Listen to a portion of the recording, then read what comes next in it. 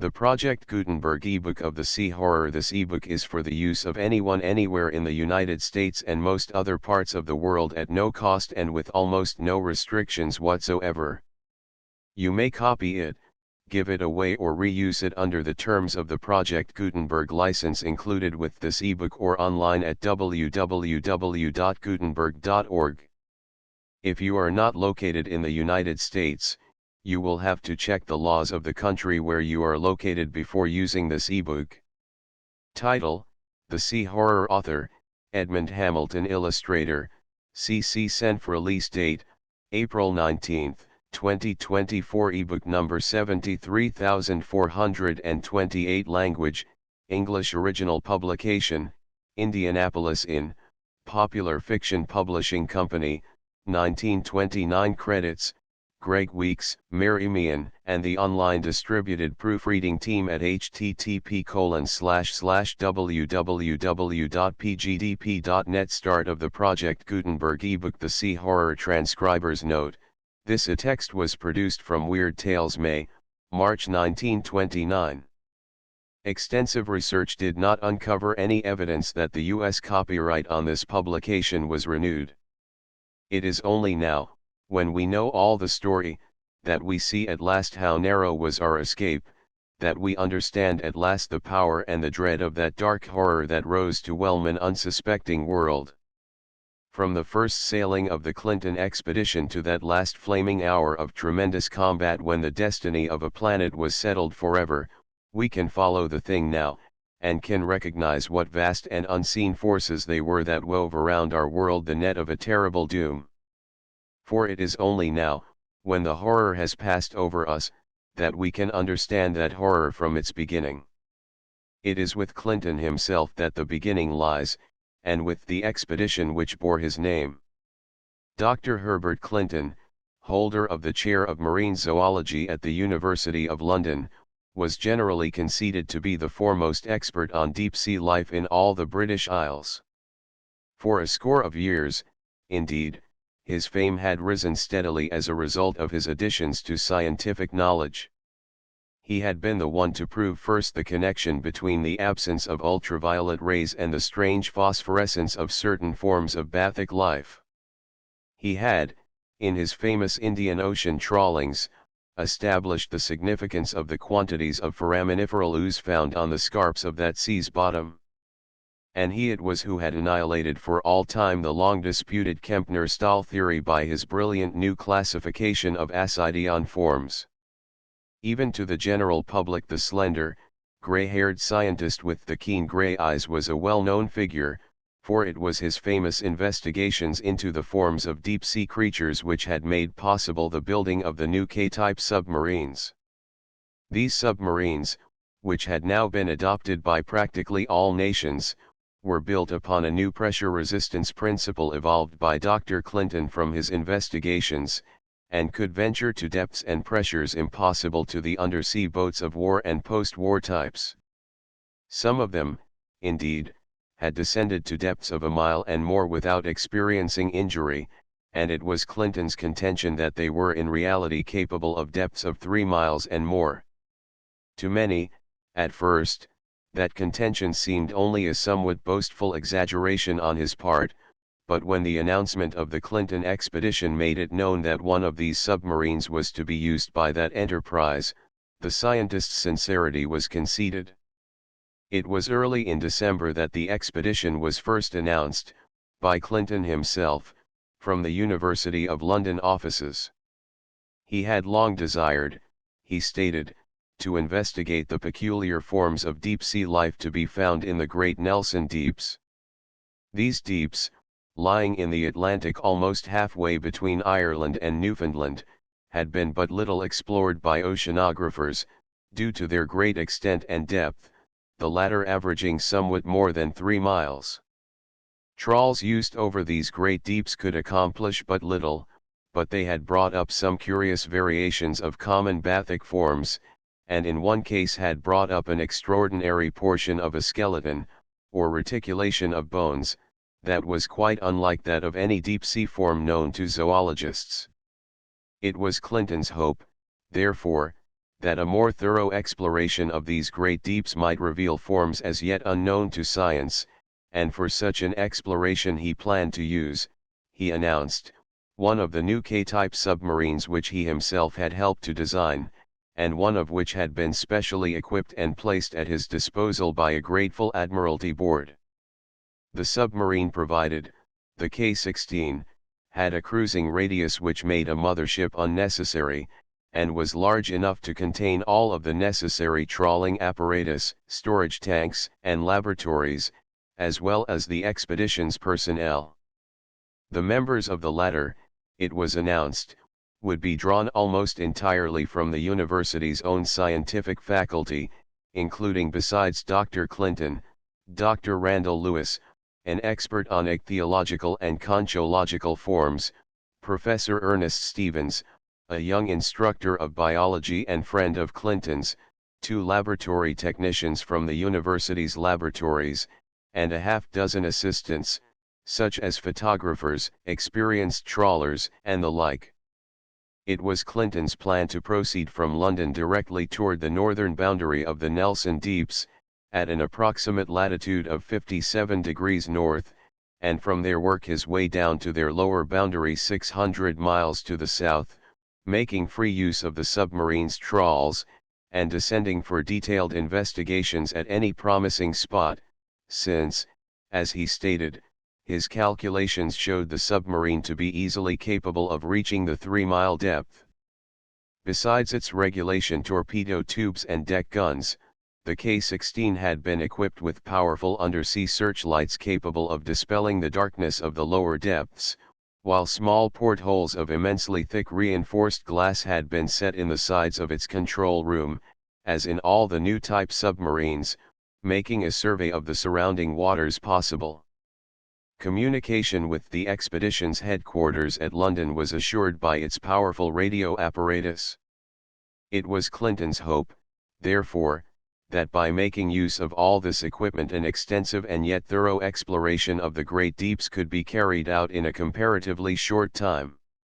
Late in April, therefore, the long, glistening steel submarine swept down the Thames and out to the open sea, with the members of the expedition and 2 or 3 of its naval crew grouped on its low-railed deck.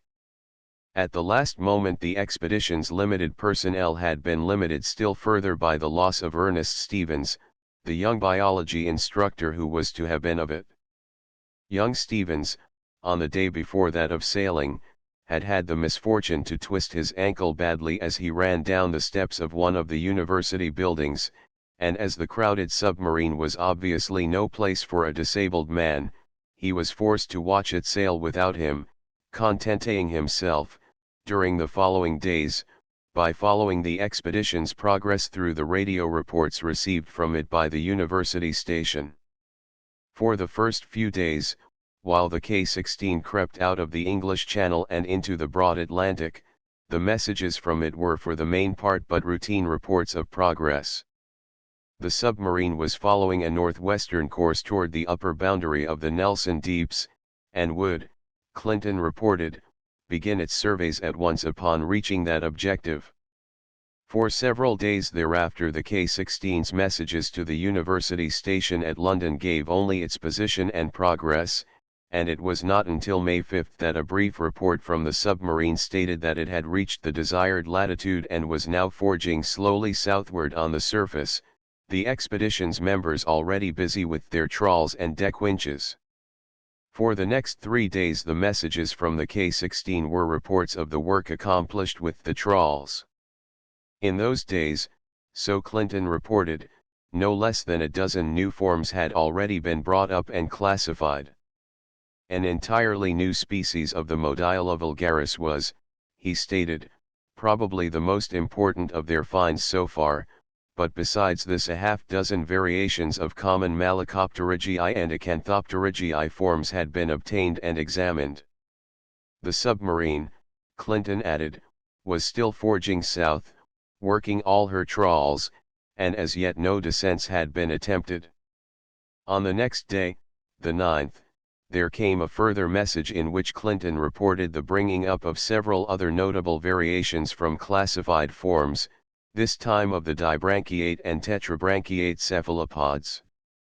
He stressed, in this report, the difficulty experienced in using the trawls at the great depths over which the submarine was forging, and added that they had been further hampered by the loss, on the preceding day, of one of their trawls, which, as he said, was lost in a rather puzzling manner which none of us is able to explain. With this rather ambiguous phrase the message of the 9th concluded, and on the next day no word whatever from the K-16 was received by the university station. Then, late on the morning of the 11th, there came that short and enigmatic message which was to make Clinton and his expedition the center of a sudden storm of speculation and discussion.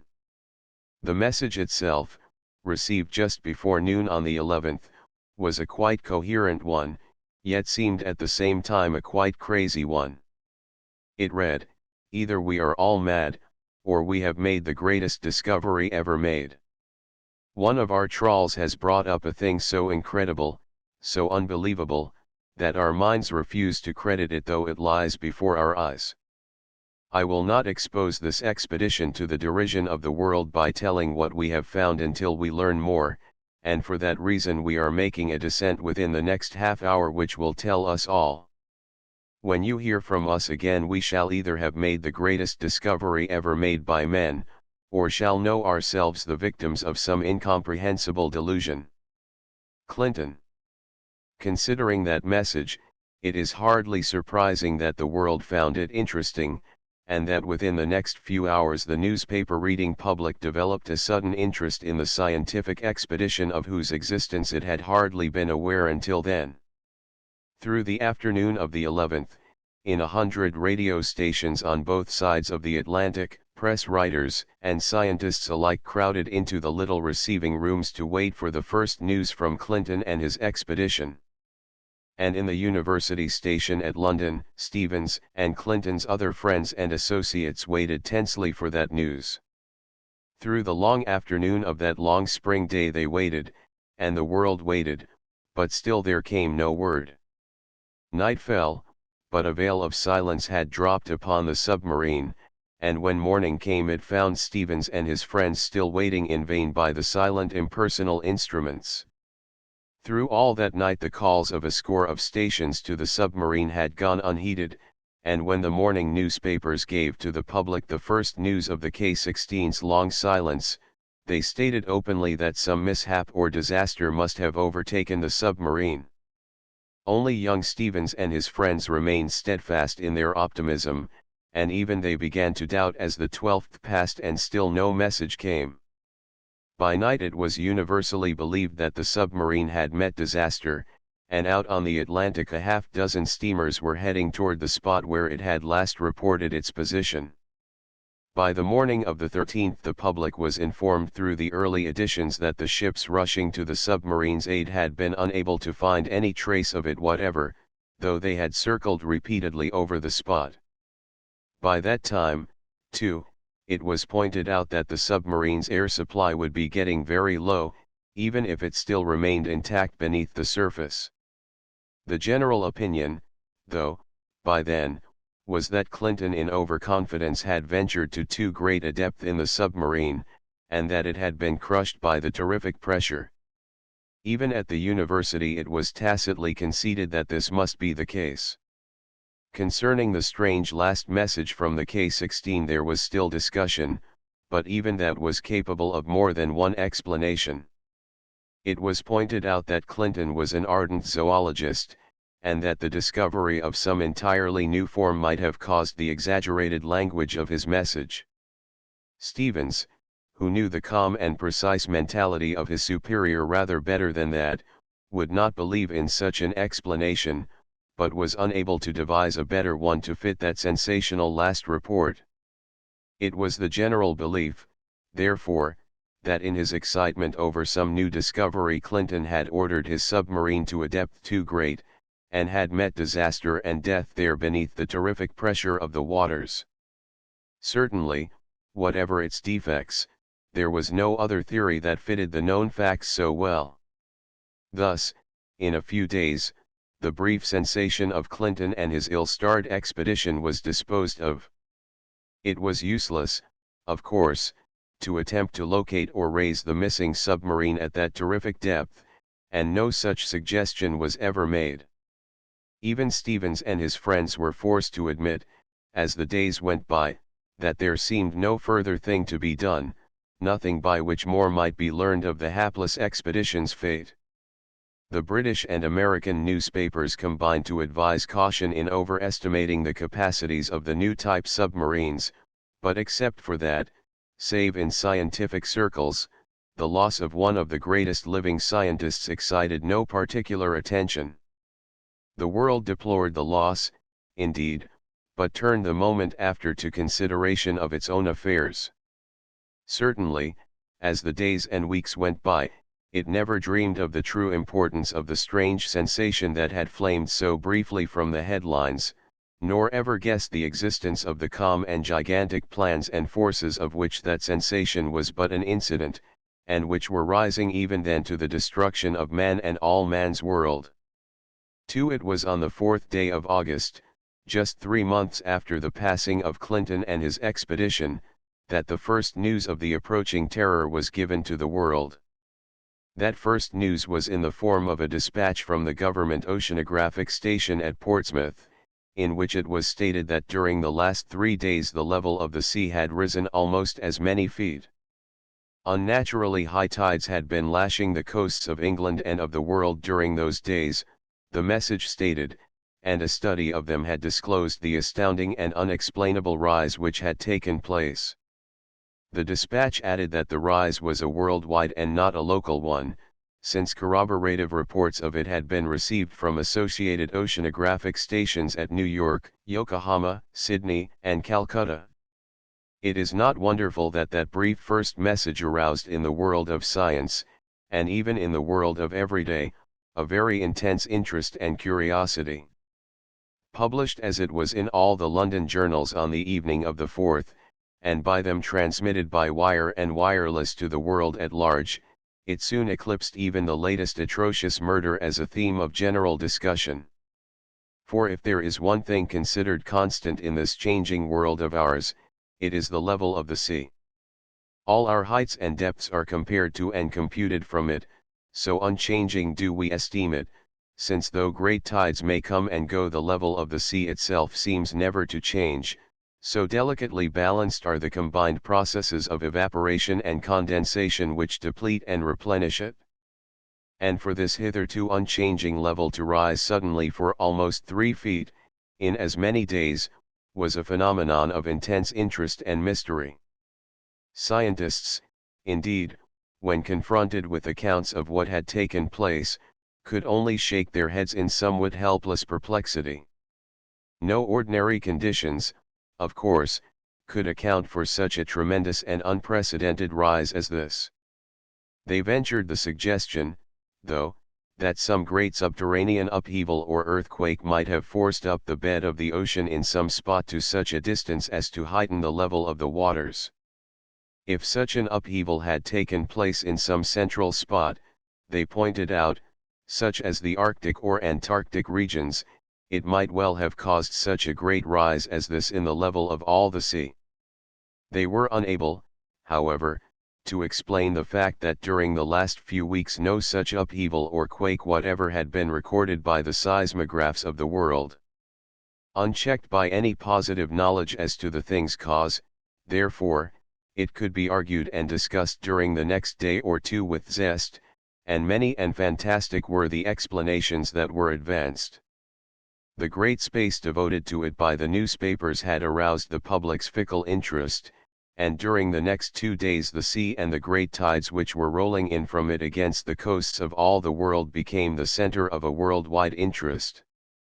In Sussex and in Anglesey, in Maine and in California, in Korea as in Ceylon, there were everywhere large groups of interested spectators gathered along cliff and sea wall and beach, to watch those great green tides shattering themselves against the shore, and to speculate idly on the subject of general interest. In England and the Continent, as well as in America, special excursion trains were run to many beaches, and the proprietors of resorts reaped a sudden and unexpected harvest. It was true that here and there some damage had been done by the rising of the waters, and by the great, unnatural tides, but it was not of a magnitude large enough to arouse attention. A row of bathing machines wrecked, a road or sea-wall washed away, a beached boat or two swept out to sea. Such events as these could hardly seem important to the mass of people in comparison to the strange conditions which had caused them. It was also true that the lot of ships at sea had become suddenly very arduous, due to the great seas running, and that large numbers of the smaller boats had been forced to remain in port until the great tides abated. Yet even this made no impression save on that small portion of the world's population which follows the sea. The larger part of the public chose, during those 2 days, to regard this strange manifestation as a spectacle rather designed for its own entertainment and interest. On the evening of the second day, though, the 6th, there came that which suddenly swept away this attitude. This was the second calm report from the Portsmouth station, given to the waiting newspapers late on the afternoon of the 6th. Within an hour it had flashed along the telegraph keys and wires, and had fallen into type and was leaping from the presses in London, and in New York, too, and in cities around the whole earth's girdle. And with the publication of that message the whole matter suddenly lost its lighter aspects, and the world that had theorized and laughed and joked concerning it suddenly sobered, and looked up with startled eyes. For the Portsmouth station's second report stated that the rise already noted had not stopped but was apparently still continuing at the same steady and extraordinary rate, having risen some 2 feet further during the ensuing 2 days. While this extraordinary rise is purely a temporary one, of course, said the report, it seems advisable that preparations be made for the evacuation of whatever regions or sections lie at a height of less than 10 feet above the former standard sea level. It was this calm advice that sent a sudden chill across the peoples of the earth, so that for the first time there rose the thought of peril in connection with the thing. All during the next day, while the day and night slid around the world in endless alternation, men spoke of the thing with knitted brows and troubled eyes, and in Edinburgh and Chicago and Honolulu and Bombay said to each other, as though with a strange new thought, if this rise keeps on, it's going to be a bad thing, d'ye know. It was as though that thought had stridden across the world like some giant spectre of fear, to still with lifted ghostly hand the laughter which the matter had aroused at first. But in one spot of earth men neither laughed nor spoke concerning it, but labored madly to stem the peril which they saw rising swift to whelm them and theirs. An observer hanging high over Holland on that fateful 6th would have made out, all along the coasts of that sunken little land, a desperate and unceasing activity, as of the efforts of some swarming insects to repair a breach in their tiny fortifications. For the last few days, indeed, the rising sea had been lashing with all the power of its tremendous tides against the dikes which alone protected the sunken little land from the fury of the ocean. Inch by inch that land had been won from the ocean's power, and walled with the thick dikes which until now had resisted all the ocean's blows, but thick as they were their height was not great, and toward their tops the rising waters had been steadily clawing during the last few days. As sunset of that day gleamed blood-red in the west the anxious watchers saw that even the parapets of hastily filled sandbags which they had placed upon their dikes were giving beneath the thunderous tides, and shifting and dissolving. Valiantly they labored, as men will do for their life and land, but before midnight of that night through a score of great breaches the long repressed seas were rushing in upon the little land in ravening, titanic fury, and church bells were ringing wildly across the countryside and beacon fires blazing red, while roads and canals were choked with hordes of panic-driven fugitives fleeing blindly through the darkness from the terror that leaped upon them from behind. And when at last sunrise gleamed golden over the body-choked waters and over the flooded meadows and spires of cities, word had been flashed to the world that more than half of Holland was under water, its cities buried and populations drowned by the vast, inrushing floods. With that word the strained anxiety of the world dissolved suddenly into stark fear. It was only the most emphatic messages of reassurance on the part of the newspapers and agencies of public information that prevented a great panic on that morning. They admitted that the disaster had occurred, but pointed out that it had been caused by the breaking of the dikes, as similar disasters had been caused before. No such thing could occur elsewhere, they stated, and assured the public that the rise in the sea's level was only temporary, caused by the subterranean upheaval which had been mentioned by the scientists. Not only would the rise not continue, they predicted, but it would be seen when the measurements were made public that evening that a positive lowering of the waters had taken place. With such assertions the rising panic of the Earth's people was calmed a little on that morning, but the foreboding of dread to come increased as the extra editions poured from the presses that day, hour by hour chronicles of further disaster. Parts of Lancaster and Norfolk were already flooded, they learned, their inhabitants fleeing by every road to higher ground. Louisiana and the lower valley of the Mississippi were under water, and the basin of the Amazon was a maze of flooded jungles. Fishing villages on the Chinese and Japanese coasts had been swept away with great loss of life by the vast tides of the Pacific, the plantations of Lower Malaya had become salt swamps, and along the coastlines of India and Africa the waves were battering the shore with terrific fury. Scores of ships at sea were known to have foundered, sending out despairing calls for help until the last, while others making for the nearest harbor had been caught by the great tides and flung against cliffs and shoals to be pounded into unrecognizable wreckage. Yet still, through the long hours of that tense day, the authorities and newspapers combined to allay the rising panic. These conditions were but temporary, they repeated, could be but temporary. The sea had risen almost a half-dozen feet during the last few days, due to certain extraordinary conditions, but it would rise no higher, could rise no higher. When the report from the oceanographic stations came, that would be seen. Until then they implored the public not to yield to the excitement of alarmists. So through all that day the peoples of England, and of America, and of all the world, remained tensely quiet, waiting for the word that would either explode their fears or spell their doom. And at last, late that evening, the word they awaited came. The extraordinary and unprecedented rise of the sea's level, said the general report issued from the Portsmouth and associated oceanographic stations, has not subsided during the last 24 hours, but on the contrary has increased approximately a foot more, indicating that this rise, whatever may be its cause, is still continuing at the same rate as when first observed. It is impossible to predict when the rise will cease, knowing as we do nothing of its cause, and it will be also impossible to issue further reports from these stations, since the rise of the waters makes their abandonment necessary. Our only suggestion is that the world's peoples make their way toward the highest grounds near them, since it is clearly evident that within a few more days this continuing rise will result in the flooding of the Earth's surface to an unpredictable depth and extent. That brief, calm message, the last to be sent out by the oceanographic stations, let loose upon the world such a hurricane of panic as it had never known before.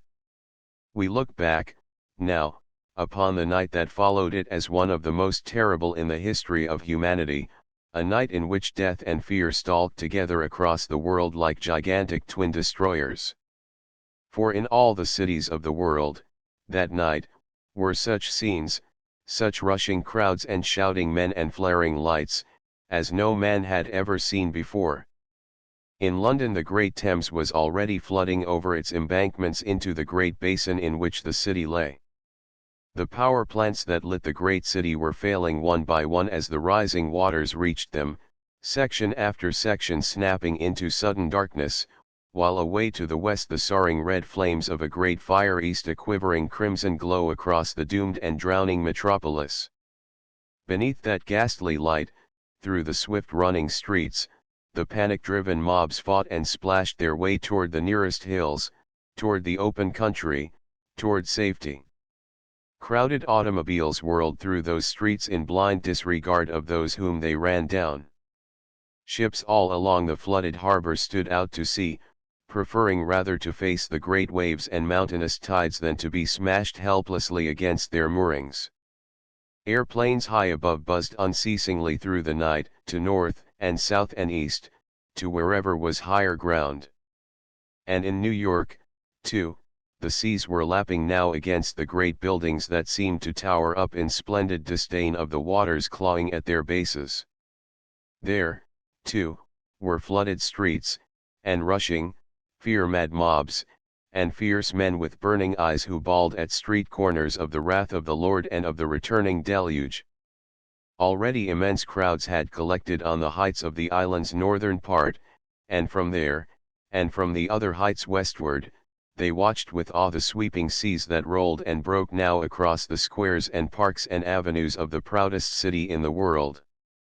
And by then, too, the populations of Boston and Philadelphia and San Francisco and Seattle were fleeing inland by every road, and of New Orleans there remained visible only the roofs of flooded buildings. Everywhere on earth, in those hours, men were turning away from the coasts, away from the vast, ravening seas that were hurling themselves over the land, and were pushing inland toward higher ground, toward the Alps and the Appalachians, toward the Pyrenees and the Andes, toward the Himalayas and the Rockies. And even as they fled, news was flashing along the last remaining lines of communication of great tidal waves that had wiped away life in the Hawaiian and Philippine Islands, of the waters of the China and Yellow Seas black with the bodies of drowned men, of the fear that had lit India red with the torch of terror, that had prostrated black and howling hordes along flooded African coasts, that had made of 100 European cities infernos of roaring panic. For through all of Earth's 5 continents, that night, the roads leading inland were the scene of the stampede of humanity. Through the darkness of that dread night they went, vast, unorganized mobs that fled blindly on, pushing and striking and trampling, and as they fled the last organizations of men were slipping and crushing, knocked down like children's houses of blocks by the giant hand of fear. It was the flood, the ever-feared deluge of all the legends of men, the horror that was springing upon all the earth. Men prayed and fought and sobbed and killed themselves in their raving fear, that night, but ever the remorseless waters rose higher and higher and higher. Up and up they came, slowly, steadily, surely, up toward the annihilation of man and the age-old reign of man, up toward the whelming of a world. 3 young Ernest Stevens, on that fateful night of the 7th which saw the climax of the world's fear, had found himself in the vicinity of Piccadilly when the first rush of the panic began. He had seen for himself the sudden rise of the waters of the Thames which had taken place during the preceding few days, and had also read the newspaper accounts of the extraordinary and unexplainable heightening of the sea's level, but was still so much centered on the strange passing of Clinton and his expedition as to give the subject of general interest but small attention. On this night, however, when the publication of that epical last message from the Portsmouth station sent the first crowds hastening through the streets, Stevens realized his own position and started off across the city toward his lodgings. Before he had gone far the first great mobs were rushing through the streets, beginning the vast exodus from the city, and disrupting all the ordinary means of transportation. Already, too, salt floods were creeping through the streets, adding to the panic of the crowds, and as Stevens walked on, the lights of the city around him were beginning to fail, fanning the flames of fear higher in the already panic-mad crowds. By the time Stevens finally stumbled up the steps of his lodging house, the street on which it stood was wholly dark, and covered by a few inches of water through which the fugitives along its length were splashing. He found the house itself deserted, and going to his own rooms quickly gathered the most necessary of his belongings into a small bundle, which he formed into a rough knapsack or pack. This done he turned toward the door, then paused a moment at the window. Before him stretched away the roofs and steeples of the vast city, all their sparkling lights vanished now and darkened. From the west, though, came a flickering red light, and he could see there a mighty uprush of flames. The street outside, the waters in it slowly rising, was alive with hurrying figures, many with great bundles or barrows, all pressing on to escape from the city, and shouting hoarsely to one another. Stevens turned toward the door, but as he did so he stopped suddenly short. The door had swung open, and in its opening stood a man, a dark, slender figure. The red glow of light from the window fell full upon his face, and as Stevens saw it he cried out. "Clinton," he cried. "Good God, Clinton!"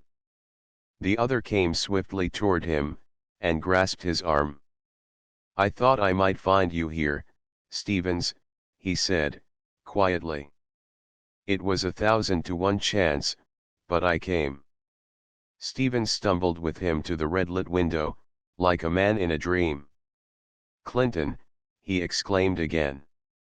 "Where in God's name have you been, while this horror has been rising on the world? When did you come back?"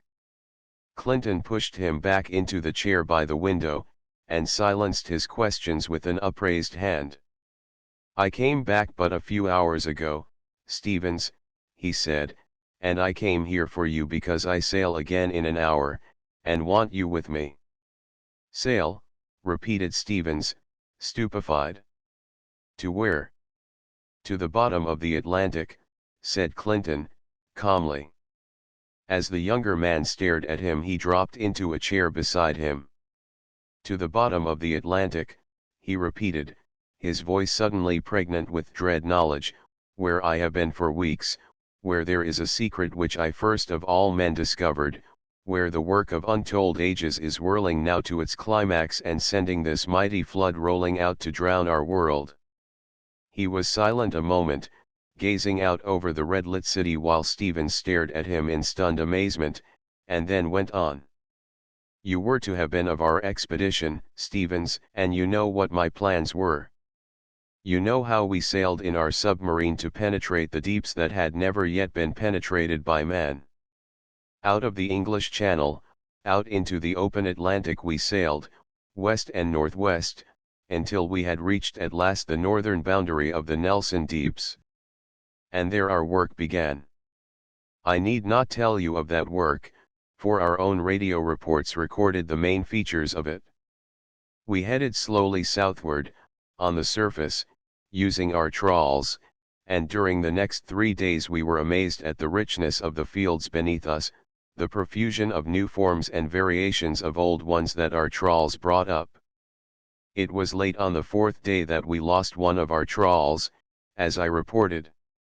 We drew up the steel cable, to find that it had been severed near its end, and though we were certain, of course, that it had broken when the trawl caught on a snag, it was no ragged break but a clean, sharp cut, as though done by giant shears.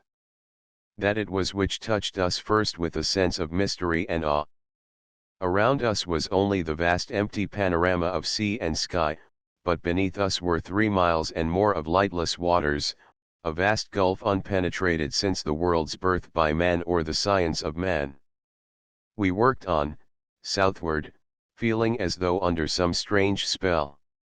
And then, shattering that spell, came the thing which one of our trawls brought up on the morning of the 5th day, the 11th. It was not so much in the trawl as on it, hanging from a corner as though caught and brought up by the ascending trawl.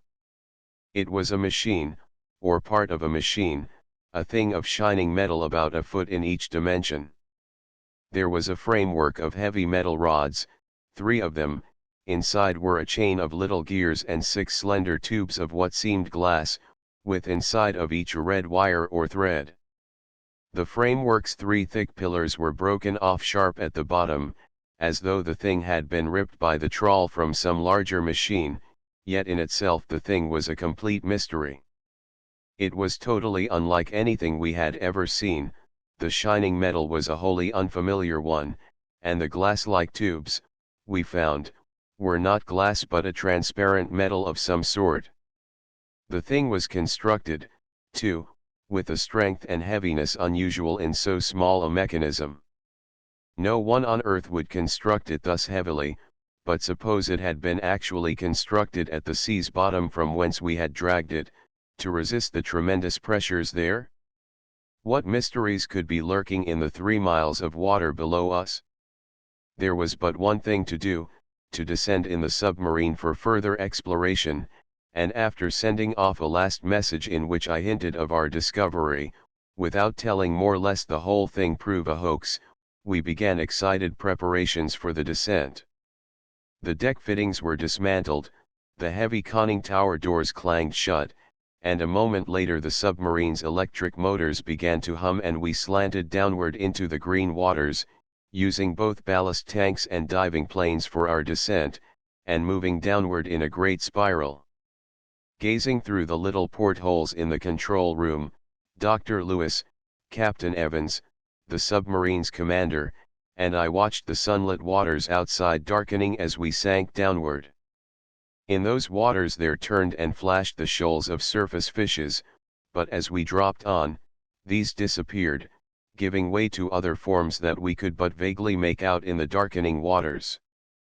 By the time the bathymetric dial registered 500 feet the darkness about us was all but absolute, and a word of command turned on the great undersea searchlights, from which long lanes of golden light cut out through the gloom about us. Still down we sank, in that great spiral course, until we had reached 1,000 feet, 2,000, a mile and a half. Now and then we glimpsed great sea creatures that blundered into the glow of our lights, cephalopods and gasteropods, and now and then one of the larger deep-sea crustaceans. Most of these, however, seemed to flee from the brilliance of our lights, though in one case we caught sight of a long, snaky form that could only have belonged to the hydrophyes family, though it was of unprecedented thickness and length. The dial now registered a 2-mile depth, and we snapped off the submarine's lights, for in the waters about us were glowing the phosphorescent creatures that lurk in these great depths. Floating by in the darkness went here and there a Brisinga elegans, or luminous starfish, its 19 long tentacles glowing with misty light. The snake-like Stomias boa flashed past, the double rows of luminous discs on the sides of its long body adding to the phosphorescent brilliance. We made out, too, a squat, flat creature fully 15 feet in length, with great fanged mouth and luminous tail and fins, quite unknown to the science of zoology, while scores of the rare Malacosteus niger, with its 2 head spots of greenish gold light, could be seen around us. Then, as we sank still farther downward, the glowing phosphorescent forms about us thinned and vanished, while about us lay a dark and almost lifeless region of waters. I turned to order the light snapped on again, but stopped short at a sudden cry from Lewis, at the porthole beside me. He could not speak, only pointing down in utmost excitement through the glass, and as I too gazed down, awe and astonishment fell on me. For glimmering up toward us from far below, through the dark waters, was a faint white light, a strange, cold radiance that was growing rapidly stronger as we dropped down toward it.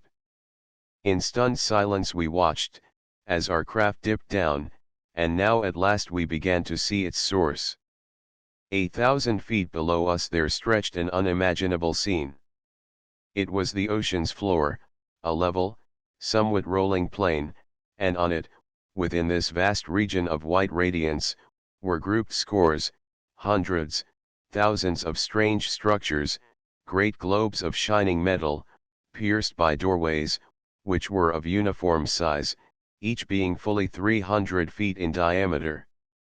They were ranged in long streets or avenues with mathematical precision. Away into the distance as far as the eye could reach stretched this mighty city of globes, and I saw that on the top of each globe was a small squat mechanism, like that which our trawl had brought up but larger, and while these mechanisms were not themselves luminous or shining, there sprang from them in some way rays of white light which made it plain that it was these which produced the strange white light that bathed all this gigantic city. Our craft was slanting downward, toward and across the city as we watched in awe, and as it did so we made out two things.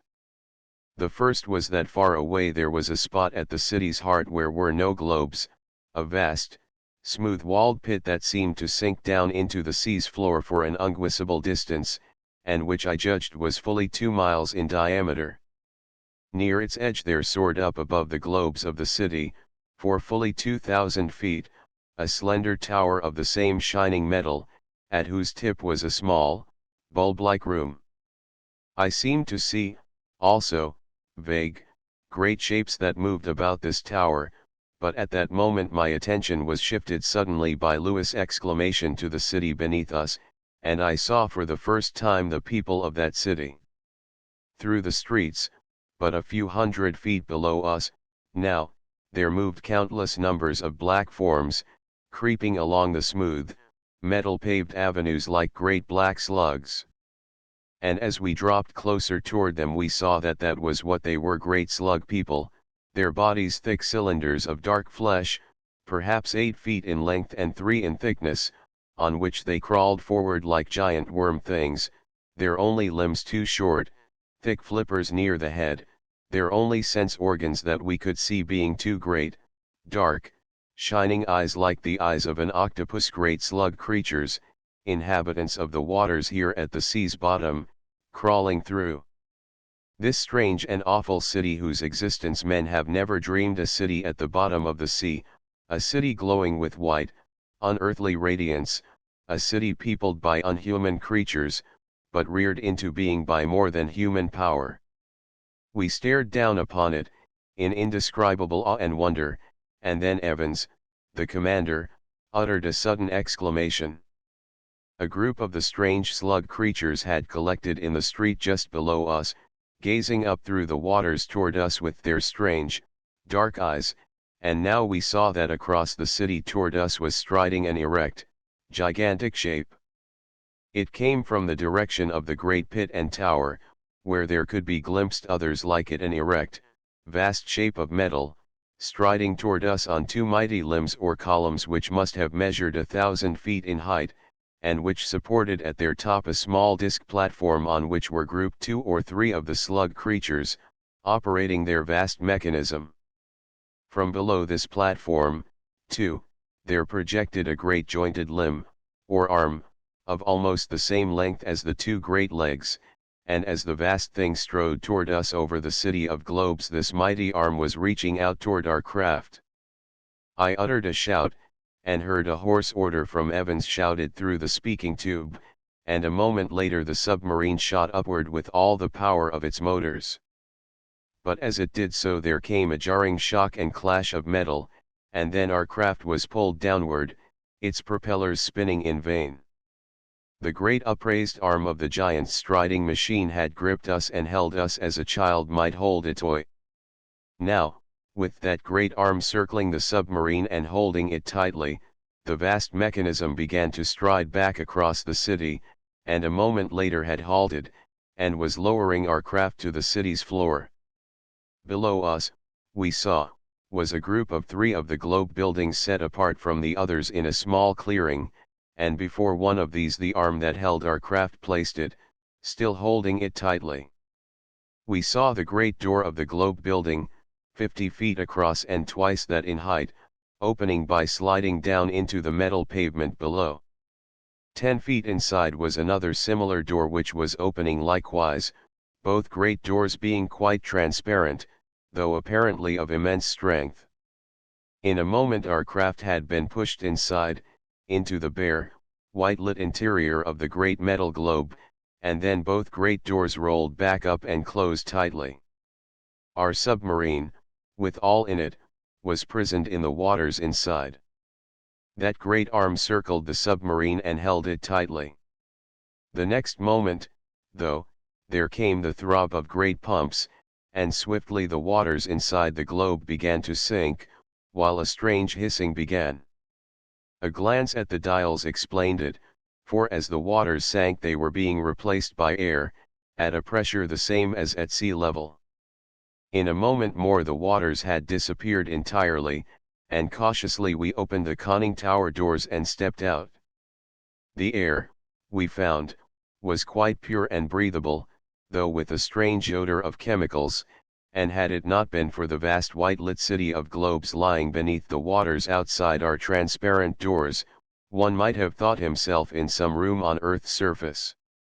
I knew, though, as the submarine's startled occupants stepped out into our strange prison, how far we were from Earth's surface, how unfathomably far from the life of humanity in the city of the sea's dark depths, this white-lit town of the trackless ocean's floor.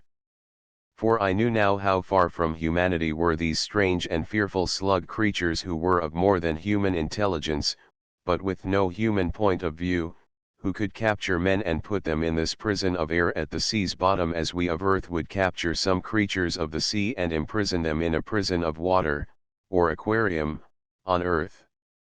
For we were not long left undisturbed in our strange prison.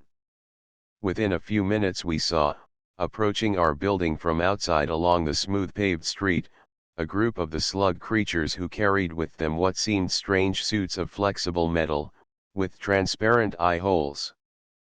3 of them donned these, fastening them carefully, and then the outer door of our prison rolled down and the 3 moved or crawled into the vestibule, or space between the doors, which was filled with water, of course. A moment later came the throbbing of pumps again, the vestibule emptied of water and filled with air, and as the inner door rolled down in turn the 3 crawled into our prison. Their armored suits, we saw, were filled with water to enable them to venture into the unfamiliar element of air, just as a human diver in an air-filled suit will venture into water. A moment we humans stared at these strange figures, in sickened horror, while those outside watched us carefully through the clear door, ready to open it and send the destroying floods in upon us at any wrong move on our part. Then one of the 3, with a long, slender rod in his grasp, moved to the metal wall of our prison and drew a sketch or diagram of sea and land, with slug-like creatures at the sea's bottom and erect, man-like ones upon the land. He pointed from the former to himself, and from the latter to us, and I stepped forward and repeated his gesture to show our understanding. With this beginning he worked on, with other sketches and diagrams, establishing a slender line of communication between us, while those of our party watched in fascinated horror. At the end of an hour or more of this the things left us, through the vestibule chamber, leaving us all in a strange state of wonder and fear. There was but little conversation on the part of any of us, and though we examined our prison carefully there seemed no chance whatever for escape, so the hours that followed passed in a semi-lassitude and silence, broken only by a sketchy meal from our own stores, after which most of our party resigned themselves to sleep. The air, we noted, remained quite pure, and was apparently made artificially by these creatures in some way, and pumped to us from outside. The next day passed in the same way, and the next, strange nightless and dawnless days, eternally lit by the perpetual white radiance, which followed one another like the time periods of a dream. In those days, however, the creatures who were our captors persisted in endeavoring to establish communication with us, for their own purposes, and gradually Lewis and I attained to an exchange of ideas with them. Their purpose, we found, was to question us concerning the world above, particularly concerning our nations and cities and their relation to the sea. We did not understand the purpose of those questions, then, but bit by bit during that exchange of ideas we came to learn something of their own history and plans, and began at last to understand what terrible peril was hanging above our world. These creatures, as we had guessed, were native to the sea as man is native to the land, developed from the lower forms of sea creatures in the remote past just as man developed from the lower land ones. Life began in the sea, as you know, and these slug beings had developed into intelligence and power while man was still a half-ape roaming the barren plains. They had built their great globe cities at the sea's bottom, and for their greater convenience had lit them with the light-producing mechanisms on the globes, which set up a permanent excitation or vibration of the ether, of a frequency that formed perpetual light vibrations. In their hidden depths they reigned, lords of the sea. But their domains were steadily diminishing. You know that since the dawn of time Earth's seas have dwindled steadily, following the laws of molecular motion, that slowly those seas have retreated and dwindled, as on every planet they do, as on Mars they did eons ago. And since the slug people could live only in the terrific pressures of the great depths, their own realms were swiftly shrinking. They must either form some plan to halt the dwindling of the seas, or face certain extinction. They finally, after long discussion, adopted a stupendous plan, which was none other than to produce artificially such vast quantities of water as would replenish the dwindled seas, would cover all earth miles deep with them and give all earth as the slug people's domain. They knew, in their science, how to form atoms of any element out of the primal ether itself by raising it to the desired frequency of vibration. Just as they had produced light from the ether, they could produce matter, which is but a vibration of the universal ether. Suppose, then, that they set up vast generators to form immense quantities of hydrogen and oxygen atoms, and suppose those tremendous quantities of hydrogen and oxygen were mixed together, with a small proportion of certain chemicals added. The result would be that from the generators immense quantities of sea water would be shot forth to add to the sea's bulk, to cause it to rise until it covered the highest peaks. They needed only to make generators of sufficient size and number, and at this they set to work. They set to work, and for the sake of convenience they built their vast generators under their own cities, which were located in all the great deeps of the sea over earth, in the Atlantic and Pacific and Indian Oceans, vast cities with countless hordes of the slug creatures. Under each of their cities lay one of the titanic generators, with a vast pit opening at the city's center for the waters that would be formed to issue forth from beneath. It was a work of centuries, of ages, this building of the great generators, one beside which the building of the pyramids was but the task of an hour. Man rose to power on earth above them, never suspecting their presence, even, and still in the depths the slug creatures worked on at their great task, that was to give them all the world. At last the great generators, under the cities of the slug people in all the deeps of the sea, approached completion. It was necessary to provide a single control for all of them, so that all could be turned on at the same moment, since otherwise the inequality of currents might produce too great disturbances of the sea. This control, therefore, was placed in a small room at the top of a great spire at the center of one of their cities in the deeps of the mid-Atlantic, the city which we had discovered and where we were prisoned. And now, as we learned, the great work was almost finished, and soon the generators which had taken ages to build would be put into action. Around the spire which held the control of all the generators there watched always their giant striding machines, since this little room at the spire's tip held all the energies of all their generators on Earth centered inside it, and should it be damaged or wrecked the generators themselves would run wild, resulting in titanic etheric explosions which would inevitably destroy not only all the generators themselves but also the great cities built upon them, and the numberless slug people of those cities. In sick despair we watched the days passing, cooped in our little prison, while the plans of the slug people came to their climax. Far above us, we knew, were sunlight, and fresh breezes, and ships going to and fro upon the waters, but around us were only the oppressing waters and the white radiance and the city of globes and its unhuman people. And at last the age-old plans of those people were finished, and the great generators were turned on. We saw them flocking through the streets toward the great spire and the vast pit, saw a gleam of sudden green radiance from the control room at the spire's top, in the distance, and then there was a great quivering of the ground and the waters about us, and up from the pit there shot with immense force and speed a vast current of waters, a tremendous solid stream 2 miles wide and of terrific speed, formed we knew by the combining elements in the vast generator beneath the city, turning each moment millions of tons of water into the seas above us. And we knew, too, that at that moment in all the other cities of the slug people across all the deeps of the sea, other and similar currents were being shot forth by the titanic generators, adding each moment incalculable amounts to the bulk of the seas.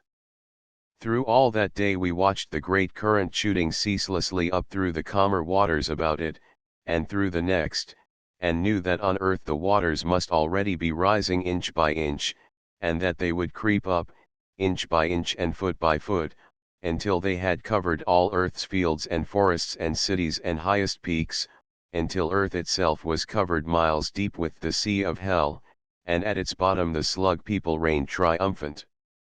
Then, at last, the agony of our despair broke forth, and we seized at once upon a chance for escape which presented itself. It was in a suggestion made by Evans, the submarine's commander, that we saw our chance. His plan seemed suicidal, almost, but it was still a chance, so we ignored the risks. Waiting for some hours until the street outside our prison had emptied somewhat of the passing slug people, we took from the submarine's equipment a long, slender drill of steel, and with this, held and guided by 2 seamen, set to work on the metal wall of our prison. At first the metal seemed too hard for the drill to effect, but gradually it bit into it, deeper and deeper. Inch by inch it crept on into the thick metal wall, while we watched anxiously. The hours were passing swiftly, and in the distance we could see the mighty current from the pit still roaring upward, but at last, when it seemed that the wall was too thick for us, the drill broke through. Before we could withdraw it, it had been knocked inward toward us with terrific force by the pressure of the waters outside, and through the 2-inch hole it left came shooting inward a solid stream of water of terrific force. In a moment that jet had filled the great room to a depth of a foot, and hastily we splashed toward our submarine, clambering up and inside it and shutting tightly the heavy doors. From the portholes we could see the waters in the room swiftly rising, until within a few more minutes they had risen sufficiently to float the submarine, which had been lying on the bare metal floor of the great room. Instantly Evans gave an order, and at once the craft's motors began to hum and its reversed propellers to thrash the waters, backing us against the wall opposite the great doors. There we paused a moment, and then another order sent the boat leaping across the great room through the waters like a living thing, toward the inner of the 2 great doors, which could be opened only from the outside. With a great ramming shock the craft's prow struck the door, for this was our plan, to batter down the 2 doors if possible and make our escape. The door, we saw, had been shaken by the blow, its thick, transparent metal deeply dented, but it still hung fast, so again the submarine retreated to the opposite wall and again leapt forward to crash against the barrier. At the second blow there was a clash of metal against the sides of our craft and we saw that the great door had crumpled beneath the 2 blows. Only the outer door barred our escape, now, and excitedly we watched as the submarine reversed once more and leapt forward against that last barrier. We struck it with a great jar that again knocked us all from our feet but did not dislodge the door, and now there came a sudden exclamation from Evans as he saw, through the porthole, a group of the slug creatures who had stopped outside and were peering in toward us. As our craft leaped forward in another dash against the thick metal we saw them hastening down the street, and a moment later saw striding over the city from the distant spire 3 of the great machines that guarded that spire, hastening across the city in gigantic strides toward us. In spite of our second blow the outer door still hung fast, and swiftly the hastening machines were nearing us. By now the submarine's motors were humming at their highest power, and as Evans hoarsely shouted the order, the craft backed against the wall, hesitated for a moment, and then leapt forward through the waters toward the outer door for a third time, with all the force of its whirling propellers. As we shot forward I saw, not 1,000 feet away, the great machines that were bending down toward our prison, and then there came a great crash and jar, the great metal door was crumpled aside like one of cardboard, and our submarine shot out into the open waters. Swiftly toward us reached the great arm of the foremost giant machine, and for a moment, as we slanted sharply upward, we felt the end of that arm graze against the side of our craft. Then we had torn past it and were shooting up through the waters toward the surface at a steep angle, up until the city of globes and the white radiance that bathed it were lost from view beneath us. Up, up, up until at last our craft shot bodily out of the waters into the sunlight and clean air. Panting and half senseless we ripped the doors open, breathed deep of the salt breezes. The waters on which the submarine floated were running in great seas, and from a hasty consultation of our instruments we saw that already the sea's level had risen several feet, and knew, too, as no others did, what was causing that rise and bringing doom upon the earth. So we set our course back toward England and raced homeward through the rising waters to bring our warning to the world, for in the general panic our radio calls received no answer. East and southeast we held, and at last were sweeping into the harbour of London, where, after a frantic hour, Evans, Lewis, and I were able to convince the naval authorities of the truth of our story, were able to convince them that the only remaining chance to prevent the destruction of all our world is to descend into the depths in force and destroy or attempt to destroy the great generator which we saw in action there in the deeps of the Atlantic, and after it the others.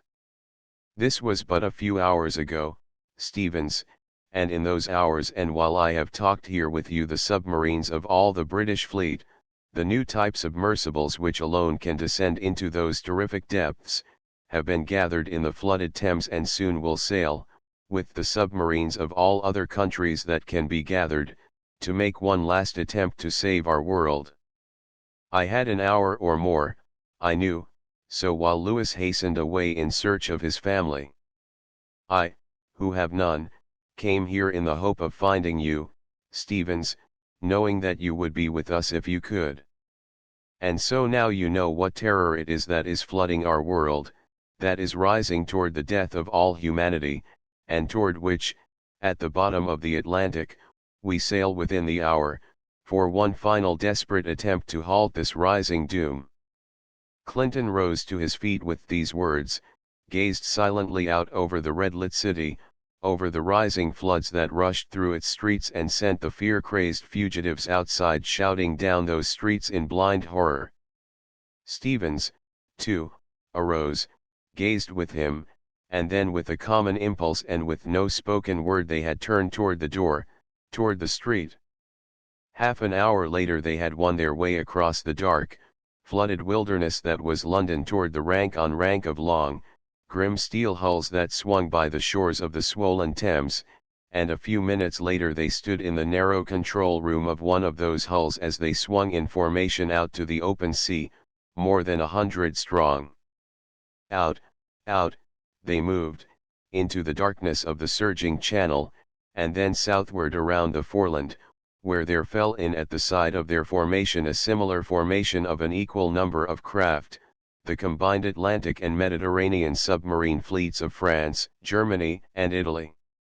Still the combined fleets moved on, toward the west, through the surging, tremendous waves, in steady, unchanging formation.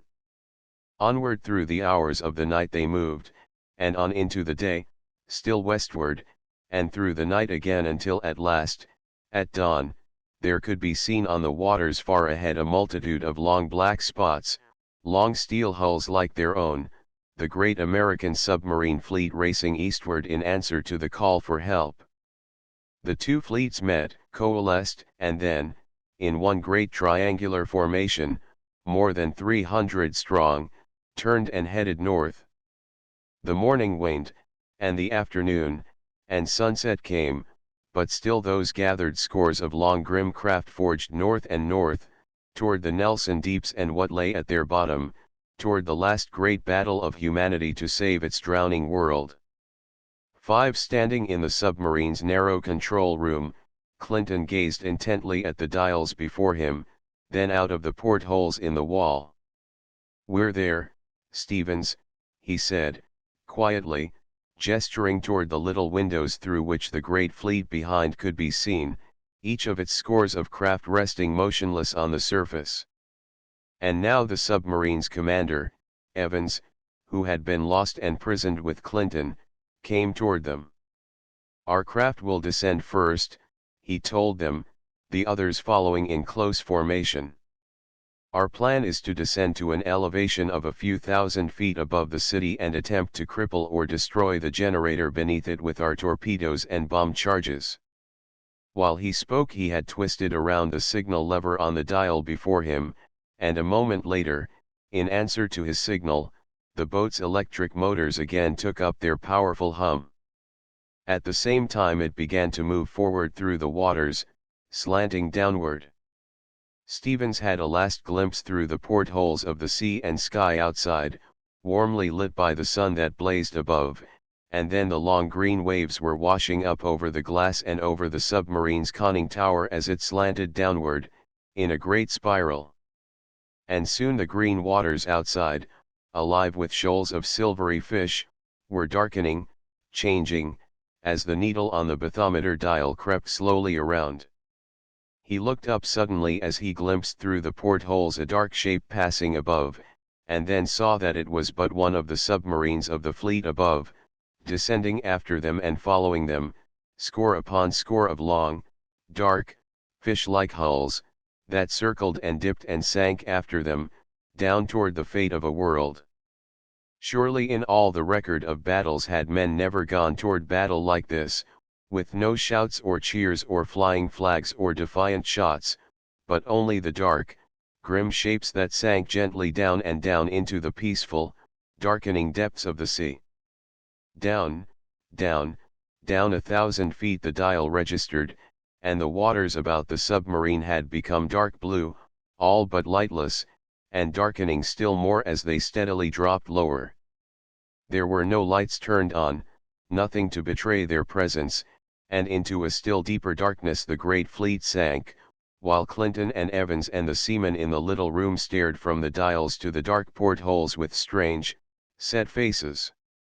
Great currents had begun to rock and sway the submarine as it dropped on, currents from the mighty generator below, Stevens knew, but still they held to their downward progress until the bathymetric dial showed a depth of a mile and a half, 2 miles. Abruptly Clinton, at the portholes, made a sudden gesture, and pointed downward. Stevens gazed intently down into the blackness that seemed to press against the glass, and then he uttered a low exclamation. For he could make out, far below, a ghostly white radiance that filtered faintly up toward them through the filmy depths. Stronger and stronger it was growing as they sank down toward it, and he saw Evans turn, give swift orders through the speaking tube by his side, and heard the clang and clash of metal somewhere in the submarine as its great torpedo and bomb tubes were made ready. In an instant, it seemed, while they dropped downward still, the stillness of the submarine had been replaced by swift activity. And then, cutting abruptly across the sounds of that activity, came a sharp cry from Clinton. "Those globes," he cried. "They are coming up. Look." But Stevens, too, had seen. Outlined dark against the growing white light beneath them, he had glimpsed a dark, round object that was moving steadily and swiftly up toward them from beneath, that moved up with ever-increasing speed like the reversal of some object falling downward. Swiftly it came, and now he could see that it was a black metal globe perhaps a yard in diameter. He felt the submarine swerve sharply as Evans abruptly spun its wheel, glimpsed the uprushing globe grazing past its side, and then the thing had passed above them, and had struck full on the bottom of a submarine just above. There was a flash of intense purple light, flaring out through the waters in blinding intensity, and then the submarine rocked and spun like a leaf in a gale, while the great flash and the craft above which it had enveloped vanished together. "Bombs," shouted Clinton. "Bombs of some kind that they release from beneath, to rise and strike us and look." More, even as he spoke, there was rushing up toward them from beneath an immense mass of the round black globes, seeming in that moment to fill the waters about them. Stevens remembered the next few moments only as a timeless period of flashing action. He felt the submarine dive steeply downward under the hand of its commander, saw through the glass scores of the deadly globes flashing up past them, and then the submarine again was rocked by titanic convulsions of the waters about it as craft after craft of the fleet above them vanished in blinding flashes of the purple light. In those few minutes, he knew, scores of the submarines that followed them had fallen victim to the deadly spheres. But now the great fleet, diving sharply amid that deadly uprush of globes, was within a few thousand feet of the sea's floor, was slanting down through the white radiance toward the city below, which Stevens saw for the first time. A moment, as the fleet seemed to pause above the city, he saw it all plain, the multitudes of ranked great globular structures, stretching away as far as the eye could see, the dark, slug-like beings that hastened through their streets and squares, the vast pit at the city's center from which arose the mighty, half-glimpsed current of waters, and the towering spire near that pit's edge, the tiny bulbular room at its top, a point of green radiance, around which were grouped scores of the vast 1,000-foot striding machines. Then that one moment of pause was over, and the whole great fleet was swooping down upon the city below, releasing a shower of great torpedoes and bombs as it did so. The next moment there came 100 flashes of fire beneath them as the torpedoes and depth charges struck, and then it seemed as though in a score of places beneath them the city was crumbling, disintegrating, beneath the force of the great explosions. The submarine was rocking and swaying perilously from the effect of those explosions, only the super-resistant hulls of the new type craft enabling them to endure the shock. But even while Stevens heard the men near him shouting hoarsely, he was aware that the massed boats were diving again, and again the thunderous detonations below came dully to their ears through the waters about them. But now he heard a sudden cry of alarm, taken up and repeated by all in the control room. From far away, all around the great city, there were hastening toward the attacking submarines scores of the giant striding machines, their vast steps whirling them across the city with inconceivable swiftness, the great arm of each outstretched toward the submarines. An order was barked, and the craft's propellers spun swiftly as it headed upward to avoid those reaching, menacing arms, while the whole great fleet headed up also with the same purpose. The next moment, however, a spark of more brilliant white light broke into being in the city below them, a great, erect cylinder, they saw, that was suddenly shining with a dazzling radiance that darkened the white luminosity of the waters about it. And as it broke into being, the submarine below seemed suddenly to waver, to halt, and then to be pulled slowly, steadily downward by great unseen hands, toward that shining cylinder. Stevens heard the motors throbbing in his own craft, its spinning propellers only serving to hold it in the same position, and heard a shout from Evans. "That cylinder," he cried. "It's a great magnet of some kind, it's pulling our ships downward." For now by dozens, by scores, by hundreds, the fleet's massed ships were being pulled downward, their screws thrashing the waters in vain, pulled down toward that mighty, dazzling beacon of light. The next moment the great striding machines had reached them, were grasping them, crushing them, whirling them about like toys and hurling them far away to break and smash upon the globes below, spilling forth men and air bubbles and great clouds of oil. Ever downward, downward, the mighty magnet of light pulled the helpless craft, while Stevens' own craft, highest of them all, could only resist that terrific pull by all the power of its humming motors. And among the helpless craft below he could see the great machines of the slug people stalking about in terrific destruction, crushing and smashing the defenseless boats as they sought vainly to escape, while Stephen's own craft sought frenziedly to win out of the remorseless grip that held it. But now, below, the doomed submarines seemed suddenly to cease their efforts to escape from the great magnet's grip, and abruptly turned, paused, and then hurtled down with all their own force and that of the attracting magnet toward the giant machines below them whose great arms were destroying them. Stevens cried out hoarsely as he saw torpedo and bomb flash down and send a half-dozen of the great machines reeling and crashing down upon the city in flashes of bursting fire.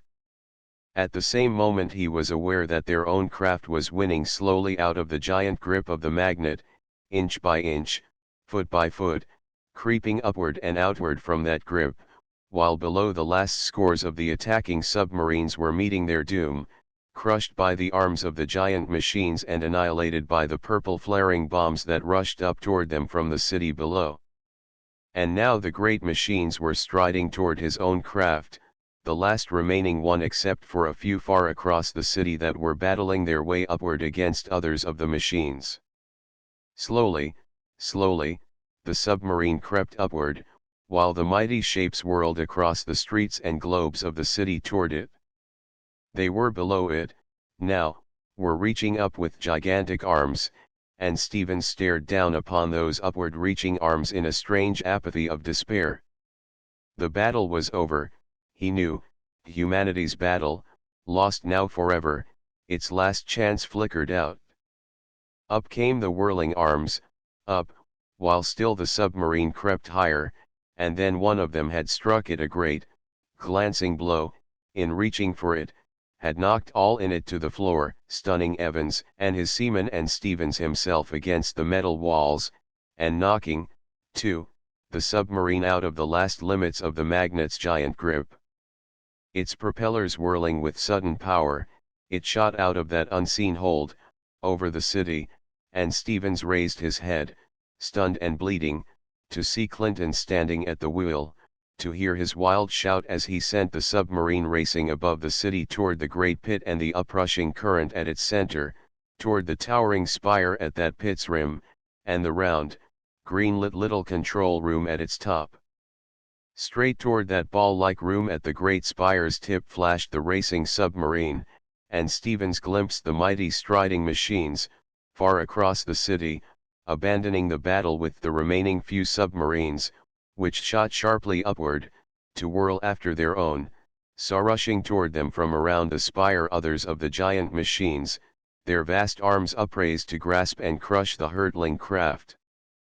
But before they could grasp it, before their great arms could do aught more than graze along its sides, Clinton had sent the submarine flashing past them with a hoarse cry and had crashed it straight into the little room at the mighty tower's tip. Through the metal walls of that room the hurtling submarine crashed as though through walls of paper, speeding still straight up and outward with the force of its tremendous impetus. To the half-conscious Stevens, crouched there, it seemed that for a single moment the whole world held its breath, and then he saw a fountain of brilliant green fire burst out and upward from the little control room at the great spire's top, felt a mighty, thundering detonation shake the waters about him, and then half glimpsed below him the sea's bottom and the great city upon it heaving, rumpling, breaking, and crashing, as that city broke up and was annihilated by a tremendous uprush of dazzling fires from beneath it broke up and was annihilated, as he knew, by the explosion of the mighty generator beneath it, whose titanic, pent-up energies the wrecking of the little control room had released broke up and was annihilated.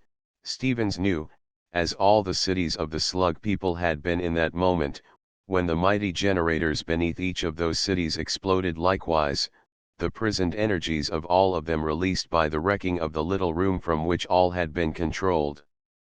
In all the far-flung deeps of earth seas the cities of the slug people and all their hideous hordes had met annihilation in that tremendous moment, he knew.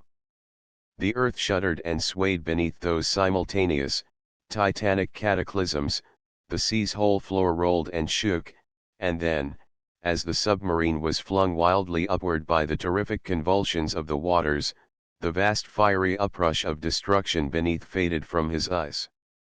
Then Stevens felt his senses failing him, sank backward and was but dimly conscious of the waters outside the submarine roaring wildly as it shot upward with terrific speed. For a time that seemed endless to his darkened mind that roaring continued, and then abruptly came silence, and a great shock and splash. Then he felt hands upon him, and hoarse voices shouting in his ears, heard the doors above clanging open, admitting a flood of sunlight and clean fresh air upon him, and then he knew no more. Sunset was flaming red in the west once more when Clinton and Stevens stood together again on the submarine's narrow deck, watching the preparations for its homeward voyage. Behind it floated a bare dozen of other long steel craft, as scarred and battered as itself, flung up and saved like itself by that last great convulsion of the waters, a dozen only, the last remnant of the mighty fleet of hundreds that had dived to the attack a scant few hours before. Even as they watched, 3 of those craft were moving away on their own homeward journey, toward the west, toward the sunset, over the waters that were now miraculously calmed and smooth-henned. Their last rejoicing farewells came faintly over those waters as they went, and then they were passing from sight, dark blots against the brilliance of the western sky, dwindling and vanishing. There came into the minds of both men, as they gazed across the peaceful waters, a wonder as to what frantic outbursts of joy were shaking the peoples of earth to see those waters calmed thus, to see their terrible rise thus halted.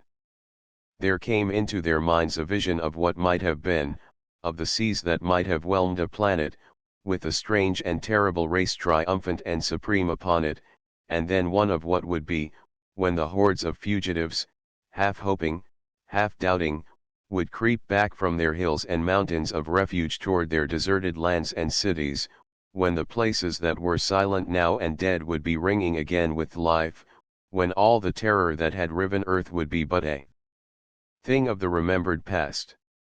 Then these things slipped from the minds of both and they turned toward the east as their craft, and those behind it, moved away in that direction. Onward through the waters they moved, their propellers turning faster and faster, little waves breaking from either side of their prows as they clove the sea. The brilliance faded from the sky behind the 2 men, as the little fleet moved on, and the gathering night closed down upon the world, star-embroidered.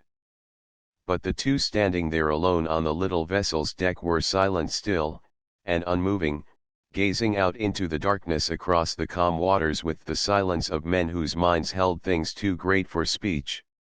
End of the Project Gutenberg ebook. The Sea Horror updated editions will replace the previous one. The old editions will be renamed.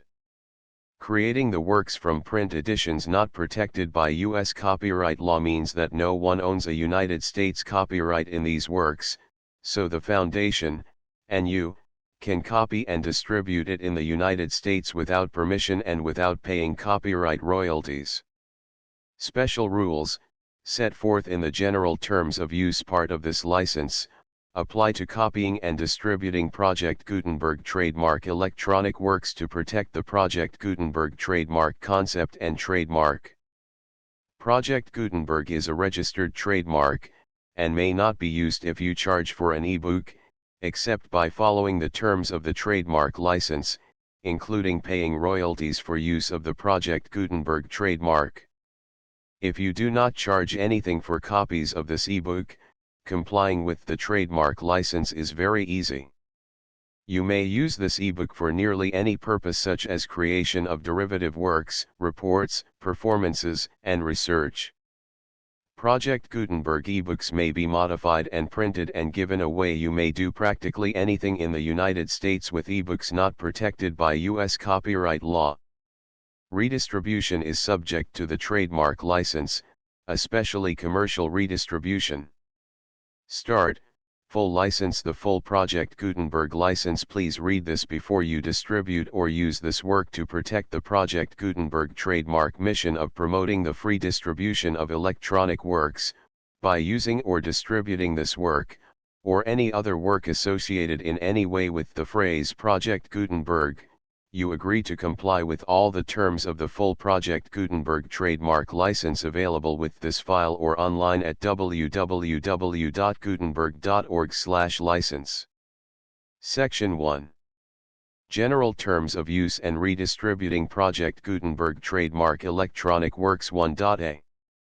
By reading or using any part of this Project Gutenberg Trademark Electronic Work, you indicate that you have read, understand, agree to and accept all the terms of this license and intellectual property, trademark/copyright, agreement. If you do not agree to abide by all the terms of this agreement, you must cease using and return or destroy all copies of Project Gutenberg Trademark Electronic Works in your possession. If you paid a fee for obtaining a copy of or access to a Project Gutenberg Trademark Electronic Work and you do not agree to be bound by the terms of this agreement, you may obtain a refund from the person or entity to whom you paid the fee as set forth in paragraph 1.e.8.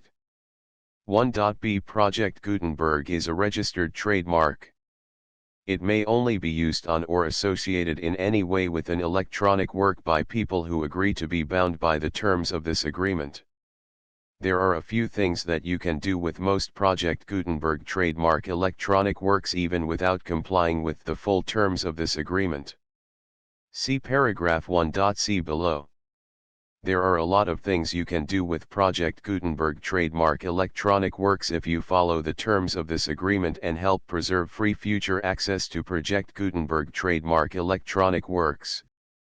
See paragraph 1.e below. 1.c.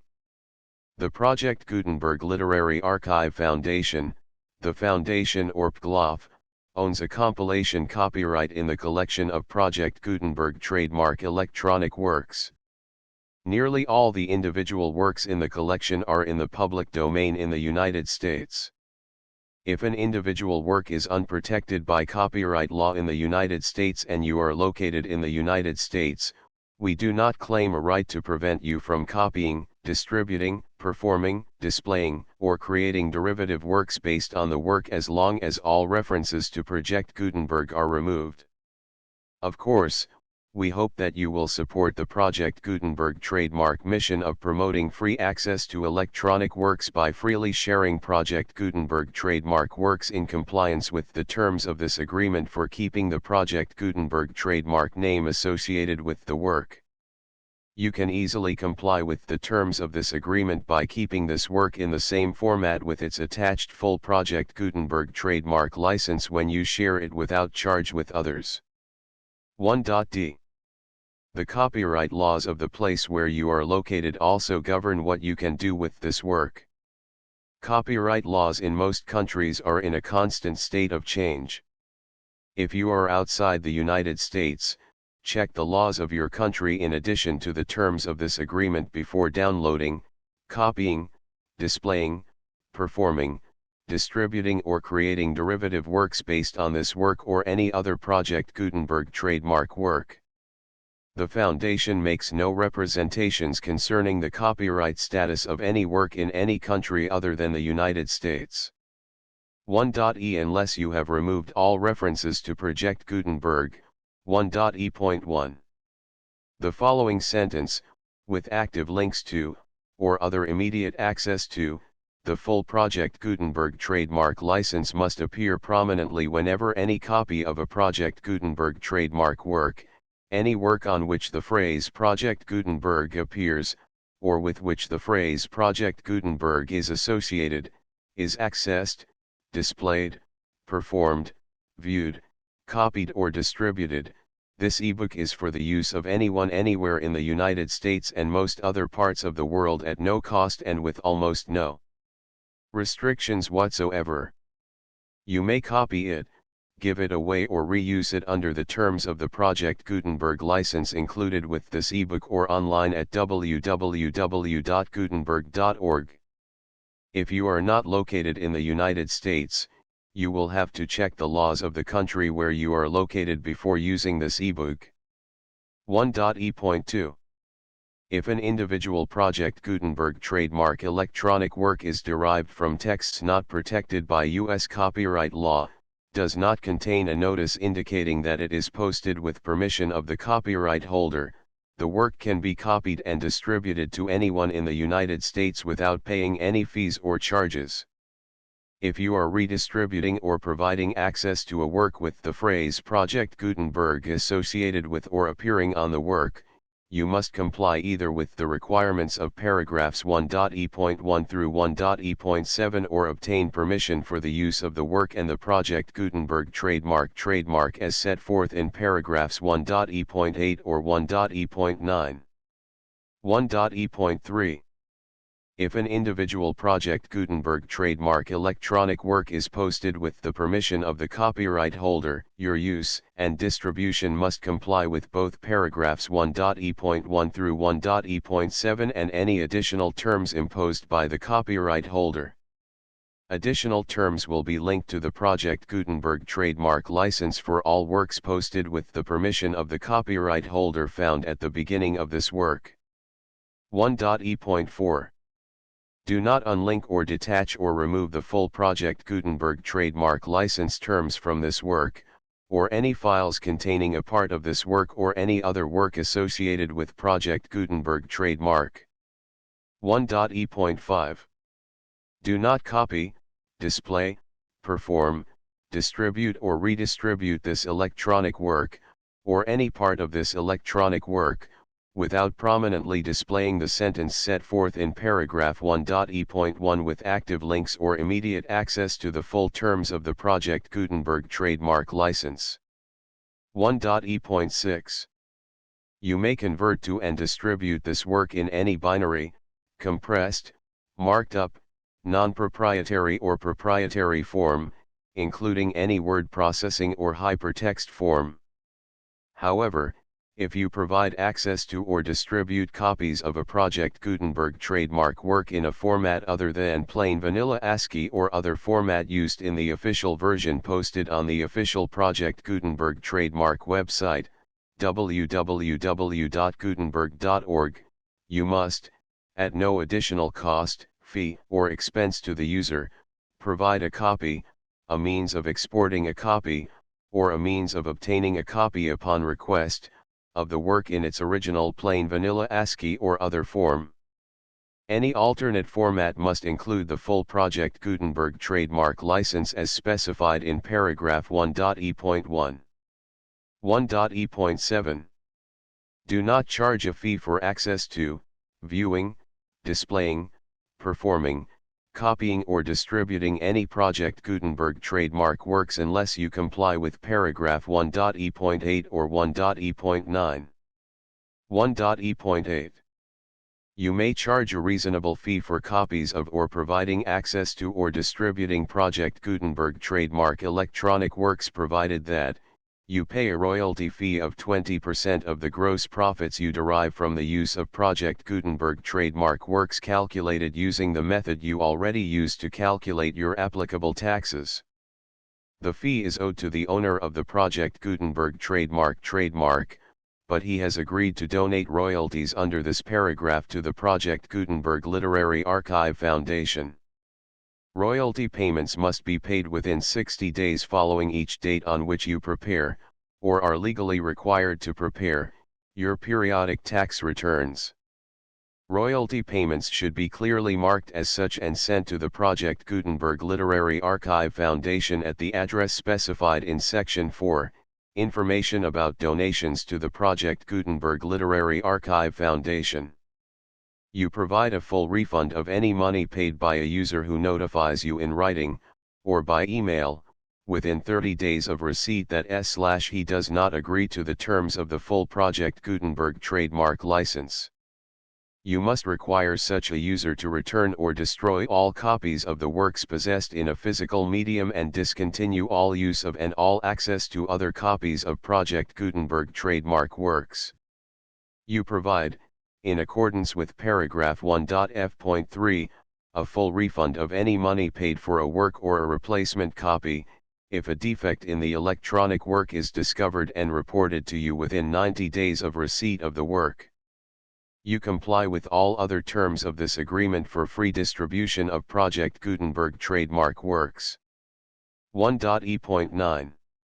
If you wish to charge a fee or distribute a Project Gutenberg trademark electronic work or group of works on different terms than are set forth in this agreement, you must obtain permission in writing from the Project Gutenberg Literary Archive Foundation, the manager of the Project Gutenberg trademark. Contact the Foundation as set forth in Section 3 below. 1.f1.f.1. Project Gutenberg volunteers and employees expend considerable effort to identify, do copyright research on, transcribe and proofread works not protected by U.S. copyright law in creating the Project Gutenberg trademark collection.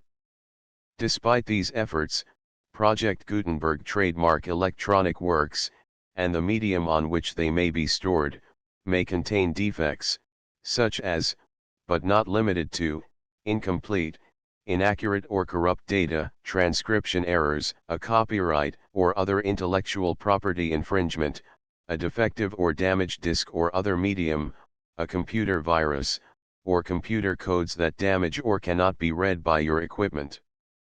1.f.2. Limited warranty, disclaimer of damages, except for the right of replacement or refund described in paragraph 1.f.3, the Project Gutenberg Literary Archive Foundation, the owner of the Project Gutenberg trademark, and any other party distributing a Project Gutenberg trademark electronic work under this agreement, disclaim all liability to you for damages, costs, and expenses, including legal fees. You agree that you have no remedies for negligence, strict liability, breach of warranty or breach of contract except those provided in paragraph 1.f.3. You agree that the Foundation, the trademark owner, and any distributor under this agreement will not be liable to you for actual, direct, indirect, consequential, punitive, or incidental damages even if you give notice of the possibility of such damage. 1.f.3. Limited right of replacement or refund. If you discover a defect in this electronic work within 90 days of receiving it, you can receive a refund of the money, if any, you paid for it by sending a written explanation to the person you received the work from. If you received the work on a physical medium, you must return the medium with your written explanation. The person or entity that provided you with the defective work may elect to provide a replacement copy in lieu of a refund. If you received the work electronically, the person or entity providing it to you may choose to give you a second opportunity to receive the work electronically in lieu of a refund. If the second copy is also defective, you may demand a refund in writing without further opportunities to fix the problem. 1.f.4. Except for the limited right of replacement or refund set forth in paragraph 1.f.3, this work is provided to you as is, with no other warranties of any kind, express or implied, including but not limited to warranties of merchantability or fitness for any purpose. 1.f.5. Some states do not allow disclaimers of certain implied warranties or the exclusion or limitation of certain types of damages. If any disclaimer or limitation set forth in this agreement violates the law of the state applicable to this agreement, the agreement shall be interpreted to make the maximum disclaimer or limitation permitted by the applicable state law. The invalidity or unenforceability of any provision of this agreement shall not void the remaining provisions. 1.f.6. Indemnity. You agree to indemnify and hold the Foundation, the trademark owner, any agent or employee of the Foundation, anyone providing copies of Project Gutenberg trademark electronic works in accordance with this agreement, and any volunteers associated with the production, promotion, and distribution of Project Gutenberg trademark electronic works, harmless from all liability, costs, and expenses, including legal fees, that arise directly or indirectly from any of the following which you do or cause to occur. A. Distribution of this or any Project Gutenberg trademark work. B. Alteration, modification, or additions or deletions to any Project Gutenberg trademark work. And C. Any defect you cause. Section 2. Information about the mission of Project Gutenberg trademark. Project Gutenberg trademark is synonymous with the free distribution of electronic works in formats readable by the widest variety of computers, including obsolete, old, middle-aged, and new computers. It exists because of the efforts of hundreds of volunteers and donations from people in all walks of life. Volunteers and financial support to provide volunteers with the assistance they need are critical to reaching Project Gutenberg trademark's goals and ensuring that the Project Gutenberg trademark collection will remain freely available for generations to come.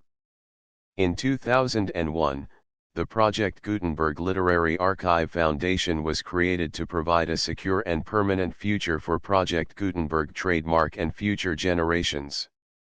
To learn more about the Project Gutenberg Literary Archive Foundation and how your efforts and donations can help, see sections 3 and 4 and the Foundation information page at www.gutenberg.org. Section 3.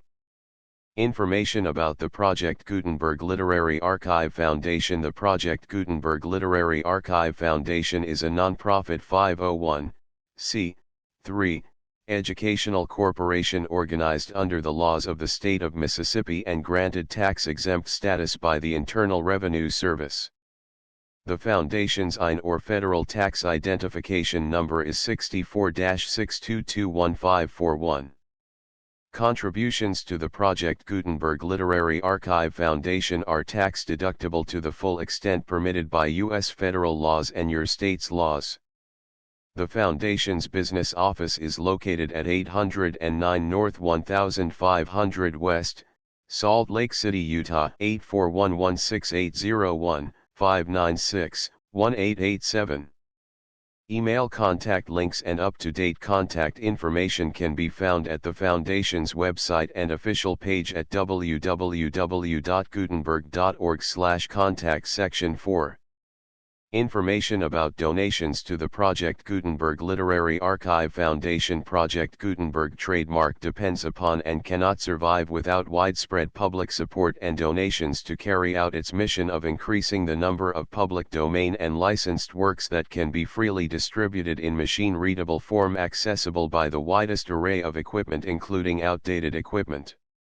Many small donations, $1 to $5,000, are particularly important to maintaining tax-exempt status with the IRS.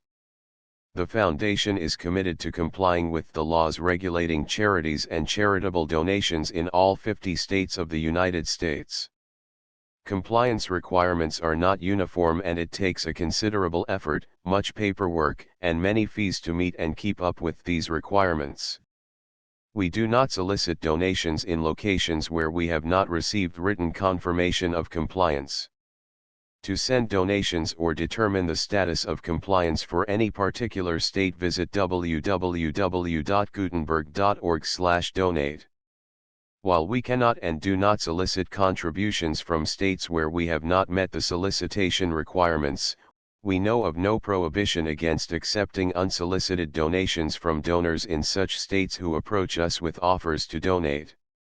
International donations are gratefully accepted, but we cannot make any statements concerning tax treatment of donations received from outside the United States.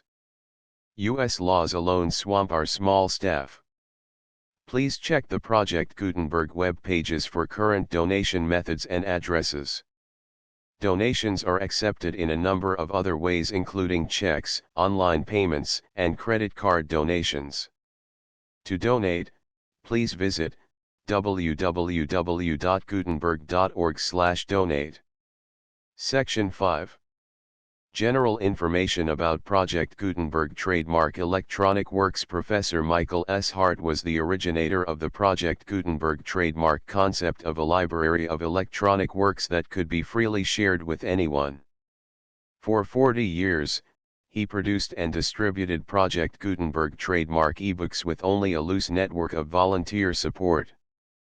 Project Gutenberg trademark ebooks are often created from several printed editions, all of which are confirmed as not protected by copyright in the U.S. unless a copyright notice is included. Thus, we do not necessarily keep ebooks in compliance with any particular paper edition. Most people start at our website, which has the main PG search facility, www.gutenberg.org. This website includes information about Project Gutenberg trademark, including how to make donations to the Project Gutenberg Literary Archive Foundation, how to help produce our new ebooks, and how to subscribe to our email newsletter to hear about new ebooks. The full Project Gutenberg license.